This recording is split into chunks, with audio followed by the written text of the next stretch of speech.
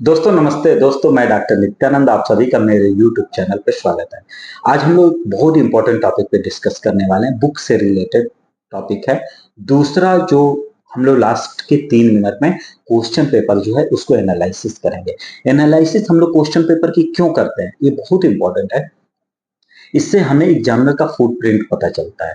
ठीक है, फुटप्रिंट इस बार का पैटर्न पिछले बार के पैटर्न से काफी चेंज था।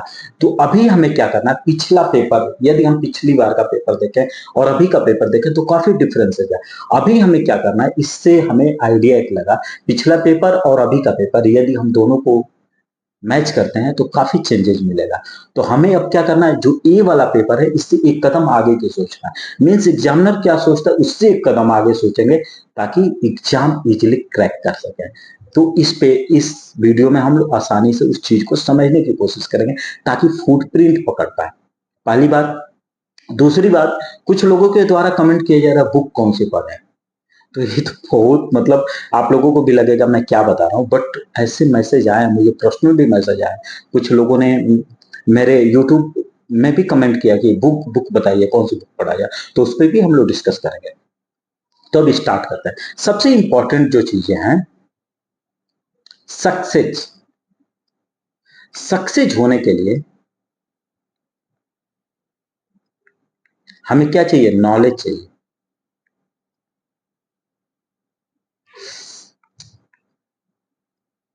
सक्सेस के लिए सबसे इंपॉर्टेंट है,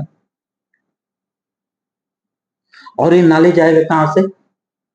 सक्सेस के लिए हमें सबसे इंपॉर्टेंट जो चीज है वो नॉलेज। नॉलेज कहां से आएगा, स्टडी से। राइट है ना। ये सक्सेस सिर्फ अपने फील्ड की बात नहीं कर रहा है, किसी भी फील्ड में आप लोग सोचिए, यदि आपको सक्सेस पाना है तो आपको क्या चाहिए, नॉलेज चाहिए। और वो नॉलेज कहां से आएगा, स्टडी से। हमें कोई कुछ भी एक शॉप ही खोलनी है, उसमें सक्सेस होना है, तो उसके लिए हमें नॉलेज कलेक्ट करना पड़ता है कि कैसे खोले, क्या करें। फिर उसके लिए हमें स्टडी करना पड़ता है। और स्टडी कहाँ से करेंगे, कहीं से भी स्टडी करें, उसके लिए हमें चाहिए, सबसे इंपॉर्टेंट है ऑथेंटिक बुक। यहां तक तो समझ में आएगा। मेन सक्सेस की ये जो है, नॉलेज, स्टडी, ऑथेंटिक बुक, ये पिलर है। यदि हम ऑथेंटिक बुक से स्टडी नहीं करते हैं तो भी फिर बेकार है, कोई मतलब नहीं है।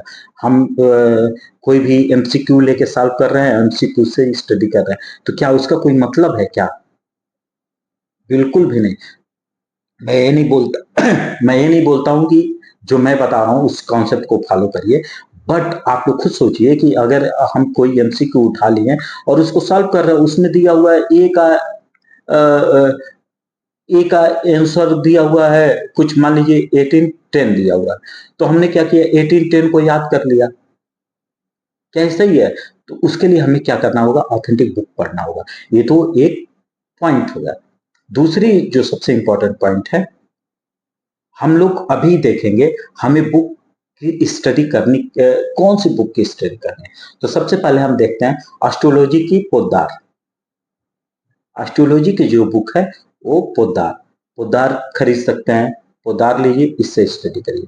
फिर फार्मेसी की कौन सी बुक पढ़ सकते हैं, मंडल एंड मंडल। ये क्या होती है, ये पढ़ाई जाती है हम लोगों को। फिर एलेंस की नोट, मैक्सिमम लोगों को पता है। ये थोड़ी मेरी बुक की कंडीशन खराब है तो इस पे वो नहीं करिएगा। फिर pocket manual of homeopathic materia made का एंड रिपर्टी, ये किसकी है, बाय डॉक्टर विलियम बोरी। हमें जो हम मटेरिया मेड का पढ़ते हैं तो हमें दो बुक तो बहुत इंपॉर्टेंट है। हम लोग के पास तो मल्टीपल्स बुक है मैक्सिमम, मेरे पास तो क्लार्क भी पड़ी हुई है, फिर एसके दुबे भी पड़ी हुई है, फिर और भी कई सारी बुकें पढ़ी है। बट हमें दो, अगर हमें प्रिपरेशन करना है तो दो बुक बहुत महत्वपूर्ण है। पहली बुक है एलेंस की नोट, दूसरी बुक है विलियम बोरी की मटेरिया मेड का। आगे बढ़ते हैं। फिर आर्गेनान के लिए क्या है, आर्गेनान 6 एडिशन, ये बुक मैं मंगवाया था, ट्रांसलेटेड बाय डॉक्टर विलियम बोरी, आडो स्पेयर डेयर टू बाई। ये डॉक्टर हेनेमन की ओरिजिनल बुक है, इसको पढ़ेंगे। फिर अब आएंगे फर्स्ट ईयर। तो अच्छा, फर्स्ट ईयर में अभी अभी कुछ ये सही से सिस्टमेटिक नहीं हो पाया है, बट आप लोग इसको नोट डाउन कर लें। सेकेंड ईयर में हम घुस गए। सेकेंड ईयर में देखते हैं माइक्रोबायोलॉजी किसकी पढ़नी है, अनंत नारायण की पढ़नी है माइक्रोबायोलॉजी। ये मैंने बुक लिया था और इससे मैंने, या फिर पानिकर, इसको पानिकर भी बोलते हैं, एडिटेड बाई पानिकर। फिर सामान्य अध्ययन के लिए क्या पढ़ना है, डिस्टेंट, नोट कर लीजिए, बहुत ही इंपॉर्टेंट है। एक बार फिर देख लेते हैं, विलियम बोरिक और एलन स्कीनोट किसके लिए, मैटेरिया मेटका के लिए, मंडल एंड मंडल किसके लिए, फार्मेसी के लिए, पोद्दार किसके लिए, ऑस्टियोलॉजी के लिए। आगे बढ़ते हैं, सामान्य अध्ययन के लिए कौन सी पढ़ेंगे, लूसेंट पढ़ेंगे, जीएस और जीके के लिए। फिर एक बहुत इंपॉर्टेंट टॉपिक, आप लोग पेपर अभी से मंगा के पढ़ना स्टार्ट करिए, हैबिट डालिए पेपर पढ़ने की। कितना टाइम लगेगा, मुश्किल से 15 मिनट पेपर पढ़िए। उसमें जो लास्ट के पेजेज जो होते हैं, जो खेल कूद होते हैं और उत्तर प्रदेश का जो होता है, और फिर फर्स्ट पेज और लास्ट के जो पेजेज होते हैं जिसमें पूरे प्रदेश का और देश विदेश जो लिखा रहता है, उसको जरूर पढ़ा करिए। फिर आर्गेनन के लिए एक और बुक है, ए के दास की ये जो बुक है, part first, part second, part third. Part second और थर्ड का पिक इसलिए नहीं क्लिक किया कि उसकी कंडीशन बहुत ही खराब है, मैं पिछले वीडियो में दिखाया था, पूरी फट गई है, उसको लेमिनेट भी करवाना है। अच्छा, पिक लिया हूँ क्या, हाँ ये पिक है भी उसका फर्स्ट का, ठीक है। ए के दास की बुक है, इसको पढ़े। रिपोर्टी के लिए इसेंशियल ऑफ रिपोर्टराइजेशन, इसको पढ़िए। फिर लेक्चर ऑन होम्योपैथिक फिलॉसफी किसके है, 6th addition, James Tyler Kent की है। एनाटॉमी के लिए बीडी चौरसिया। फिजियोलॉजी के लिए शंभुलिंगम, प्रेमा शंभुलिंगम है और के शंभुलिंगम है, ठीक है, ये देख लीजिएगा आप लोग, ठीक है। फिर ये मेरे पास ये दो बुक है इसके लिए, डेविड, सॉरी ये क्या बोलते हैं, Bailey and Love, short practice of surgery, surgery के लिए। फिर वहीं पे हम बात करेंगे, ये बुक जो है पीसी दास की मैं बुक लिया था उसके लिए, पीएम के लिए। और पीसी दास की फिर मैं बाद में एक बुक खरीदा था, अभी कुछ दिन पहले मैं मंगवाया था, गोलवाला की बुक मंगवाया था, कुछ दिन पहले ही मंगवाया था इसको, क्योंकि उस कंडीशन, उसकी भी कंडीशन बहुत खराब थी और मुझे लगा कि कुछ ऑथेंटिक सोर्सेज कुछ चेंजेज हुआ है, तो उसके लिए मुझे नई बुक, अच्छा मैं इस समय भी नई बुक मंगवा के, देखिए नई बुक मैं मंगवा के पढ़ा। फिर एक और नई बुक लिया था, मणिपाल मैनुअल लिया था इसको, क्योंकि वो थोड़ी सी, बट मणिपाल से मैं सेटिस्फाइड नहीं हूँ, मुझे ज्यादा अच्छी लगती है बेली एंड लव पढ़ना। Text book of homeopathy pharmacy अभी बताया ही था। फिर पैरासाइटोलॉजी, ये किसकी थी, केडी चटर्जी की थी, पैरासाइटोलॉजी। पैरासाइटोलॉजी किससे पढ़ना है, केडी चटर्जी से। फिर पैथोलॉजी के लिए मैं दो बुक पढ़ा था, एक पढ़ा था कि एक्सपीरियंस टीचर था, ये जो बुक है एक्सपीरियंस टीचर है, बट एक्सपीरियंस टीचर से अच्छी मुझे जो बुक लगी थी वो लगी थी इनकी, अच्छा देख लेते हैं नाम, ठीक है, इसका बुक का क्या नाम,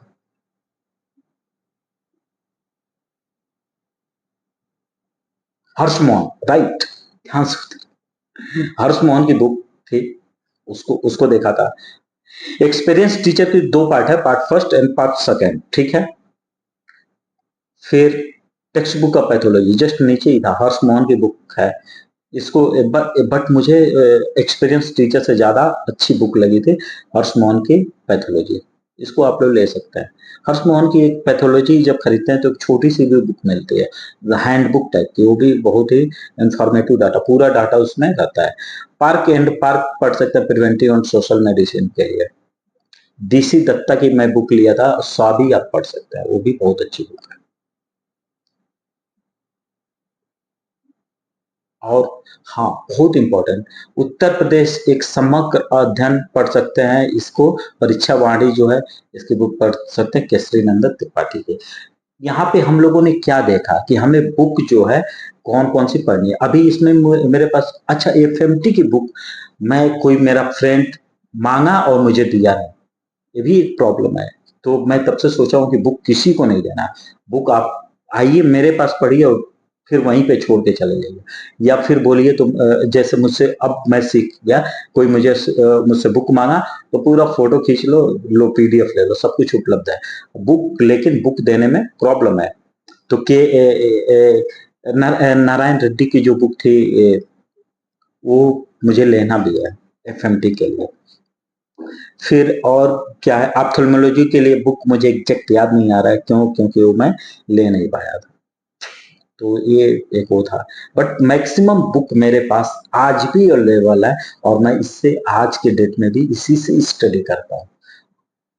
और एक जो बुक है, अच्छा वो कहाँ गया, ये बुक जो है,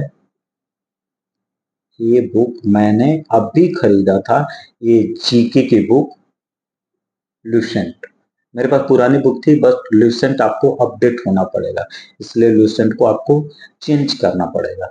ठीक है, ये तो हम लोगों ने समझ लिया कि हमें बुक की कौन सी बुक हमें चाहिए, कौन सी बुक से हमें स्टडी करना है। क्यों ऐसा बोला, क्योंकि ये जो बुकें हैं, आप अपने हिसाब से देख लीजिए कि आपको यदि लगता है आपके कॉलेज में कोई और बुक पढ़ाई गई हो तो आप उससे भी स्टडी कर सकते हैं, नो डाउट। हचिंसन की बुक जो थी क्लिनिकल मेथड, उसका मैं पिक नहीं लिया, जरा वो बुक देना भाई, थर्ड वाली, नीचे से थर्ड, हाँ थर्ड, ये बुक में पिक नहीं लगा, हाँ क्लिनिकल मेथड, इसका पिक मैंने लिया था। ये हचिंसन की जो बुक है, ये भी बहुत इंफॉर्मेटिव डाटा रखती है अपने पास, इसको भी आप लोग ले सकते हैं।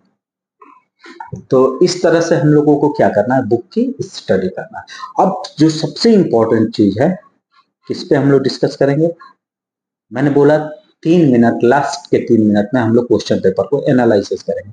अब ये जब हम क्वेश्चन पेपर देखते हैं तो इसका पैटर्न पिछले पैटर्न से काफी चेंजेज है। जैसे एक क्वेश्चन पूछा है, महात्मा बुद्ध कपिलवस्तु से राजगृह लौटते समय अनुप्रिय नामक स्थान पे किसको बौद्ध धर्म से दीक्षित किया। ये पूरा इसको इसके लिए, सॉरी सॉरी सॉरी, ये किसका क्वेश्चन है, हिस्ट्री, हिस्ट्री का क्वेश्चन है। तो हमें क्या करना होगा, हिस्ट्री, हिस्ट्री देख लेना है। फिर एक किसका क्वेश्चन है, संविधान का क्वेश्चन है, संविधान देख लेना है। फिर निम्नलिखित घटनाओं पर विचार कीजिए और सही से सुमेलित कीजिए, इसको देख लेना है। किसका, ये भी मुझे लगता है हिस्ट्री का ही है, मॉडर्न हिस्ट्री का। ठीक है, ये मैथ से क्वेश्चन दिया हुआ है। परियोजना, परियोजना से क्वेश्चन दिया हुआ है, मतलब फिर जो परियोजना है एक इसमें आता है भूगोल में। मैं इस क्वेश्चन पेपर को देख रहा हूँ, भूगोल मतलब सबको सामंजस्य बैठा के, और फिर पंचवर्षीय योजनाएं किससे किससे रिलेटेड है, ये मुझे लगता है संविधान में इसकी मैंने स्टडी किया था शायद, संविधान से रिलेटेड है। फिर ये भी संविधान से रिलेटेड है, किस संवैधानिक संशोधन द्वारा प्रस्तावना में अखंडता का। तो इस तरह, अच्छा ये भी खरीफ फसलों का, ये जो क्वेश्चन दिया हुआ खरीफ फसलों के संदर्भ में निम्नलिखित कथनों पे विचार कीजिए, ये भी भूगोल का प्रश्न है, ज्योग्राफी का। संविधान से क्वेश्चन उठा लो। ब्रायोलॉजी क्या है, ये पूछ लिया। तो एब्रायोलॉजी किससे क्वेश्चन एराइज कर लिया, सीधी एग्रीकल्चर से क्वेश्चन एराइज कर लिया। ठीक है, ये भी एग्रीकल्चर से हो गया क्वेश्चन, एग्रीकल्चर मींस इस बार जो पैटर्न था एग्जाम का, उसने क्या किया कि मैक्सिमम जितना भी था उससे क्वेश्चन एराइज हुआ है। मींस हमारे सिलेबस में जो भी चीजें हैं उसको हमें पढ़ना ही पड़ेगा। मैं से ये 2024 के 100 सबसे प्रतिभाशाली लोगों की टाइम पत्रिका सूची में निम्नलिखित में से किस खिलाड़ी को सम्मिलित किया जाए। ये किससे क्वेश्चन है, करंट से। हरित क्रांति का जनक किससे माना जाता है, भूगोल का क्वेश्चन, डॉक्टर एम स्वामीनाथन। ठीक है, इस तरह से निम्नलिखित में कौन सा यूरोप और फिनलैंड स्वीडन को अलग करता है, ये भी भूगोल से क्वेश्चन हो गया, एराइज हो गया।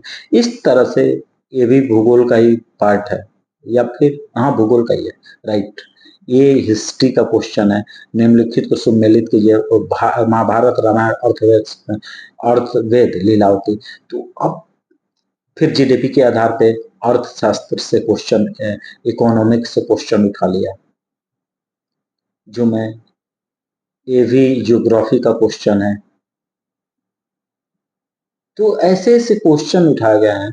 फिर ये एग्रीकल्चर का क्वेश्चन है, नहीं सॉरी इकोनॉमिक्स का क्वेश्चन है, एक बार देख लेंगे आप लोग। फिर एक करंट अफेयर्स का क्वेश्चन है। इसी में क्या किया गया, बायोलॉजी से भी क्वेश्चन एराइज किया गया है। तो मतलब हमें अब देखिए, जैसे निम्नलिखित में से कौन सा मस्तिष्क, इसको ऐसे इस which is the following is the largest part of brain. जाहिर सी बात है, फोर मिनट हम लोग के लिए आसान है, बट ये क्वेश्चन कहाँ से एराइज किया गया था, बायोलॉजी से क्वेश्चन एराइज किया था। तो इस तरह से हम लोगों को क्या एक चीज समझ में आया कि इस बार का जो हम लोग प्रिपरेशन करेंगे, मैक्सिमम पॉइंट को हम लोग भी कवर करने की कोशिश करेंगे, अपने कॉन्सेप्ट को क्लियर करेंगे, हर जो भी पढ़ेंगे उसका नोट्स बनाएंगे, सबसे इंपॉर्टेंट है। हम लोगों ने क्या किया, ये बुक उठाया और बस पढ़ लिया, पढ़ते गए खत्म। अब ऐसी गलती नहीं करना, जो भी पढ़ रहे उसका नोट्स बनाएंगे। नोट्स बनाने से फायदा मिलेगा, नोट्स नोट्स से फायदा क्या मिलेगा, जो नेक्स्ट एग्जाम आएगा उसमें हम लोग उसी नोट्स से स्टडी करेंगे, रिवीजन करने में ये नोट्स बहुत ही हेल्प करेगा। अभी हमारे पास जो टाइम है वो हम लोगों को नोट्स बनाने में और स्टडी करने में बहुत हेल्प करेगा। इसके लिए हमें क्या करना है, हिस्ट्री सामान्य अध्ययन की बुक आप लोग ले लें, सामान्य ज्ञान की बुक कौन सी ले लें, लुसेंट की ले लें। इससे क्या करें, स्टडी स्टार्ट कर दें और इसका नोट्स बनाते जाएं, पहली चीज हो गई। दूसरा काम क्या करना है, अब हम देखेंगे होम्योपैथी से रिलेटेड जो क्वेश्चन थे, वो भी क्वेश्चन जो थे उसको कैसे एराइज हुआ था। जैसे ये जो क्वेश्चन है, ये कहाँ आपका क्वेश्चन है, ये जो क्वेश्चन है फिजियोलॉजी का क्वेश्चन है, एलाइड पार्ट है। फिजियोलॉजी मेंडल सॉरी फिजियोलॉजी हम समलिंगम की देखते हैं, तो उसमें एलाइड में ये चीजें दिया हुआ है। तो हमें क्या करना है, अब एक भी हम लोग क्या करते थे, फिजियोलॉजी पढ़ते तो सोचते थे स्टडी टाइम में कि यार एलाइड क्या पढ़ना है, यार एलाइड छोड़ दो, एलाइड तो हम ऑलरेडी पीएम में पढ़ेंगे। तो अब ऐसी गलती नहीं करना, यदि हम पढ़ेंगे तो मैं बार बार बोल रहा हूँ, अब लाइन बाय लाइन पढ़ स्टडी होगी, या आप खुद करिए, लाइन बाय लाइन स्टडी करिए, एक भी पॉइंट छोड़िए नहीं और सबका नोट्स बनाइए। आपको जो लगे इंपॉर्टेंट है उस इंपॉर्टेंट का नोट्स बनाइए। कन्वल्सन विथ कॉन्शियसनेस, ये कहां से पूछ लिया, बी बोनिंग हसन थेराप्यूटिक पॉकेट बुक से, बीटीपीबी से ये क्वेश्चन एराइज किया गया। ये कहां सेंसेशन, ये तो मैं एक बार देख लेंगे कंफर्म करने के लिए, बट सेंसेशन ठीक है। तो इस तरह से अभी हम लोगों को क्या करना है, इस पेपर को देखने के बाद ये लग रहा है कि यदि कोई एक ये पेज है, इसमें जो भी लाइनें दी गई हैं उसको हम लोगों को क्या करना है, लाइन बाय लाइन एक बार स्टडी कर लेंगे और वो जो स्टडी कर रहे हैं उसका नोट्स बनाते जाए। नोट्स विदाउट नोट्स बहुत डिफिकल्ट है कि हम फिर जब नेक्स्ट जो स्टडी करेंगे नोट से भी करेंगे और बुक से भी स्टडी करेंगे। तो रिवीजन के लिए आप लोग अगर 3 आवर्स डेली स्टडी करते हैं तो आपको क्या करना है, 2 आवर्स न्यू चीज को पढ़िए और 1 आवर्स, 1 आवर्स तो बहुत ज्यादा है, 1 आवर्स मैं ज्यादा बोल दिया। अगर आपने 2 आवर्स आपने स्टडी किया तो हाफ आवर्स आप क्या करेंगे, रिवीजन कर लें। बहुत फिर देखिए ना, जो मैं बोल रहा हूँ एग्जामिनर से एक कदम आगे इस पर सोचना है, वो यही पैटर्न है। तो इस तरह की चीजें हम लोगों को अब अपने साथ ऐड करना है और ऐसे ही हम लोगों को तैयारी करनी है। बाकी यदि मेरा चैनल पसंद है तो लाइक करें, सब्सक्राइब करें, दोस्तों में शेयर करें। Thank you.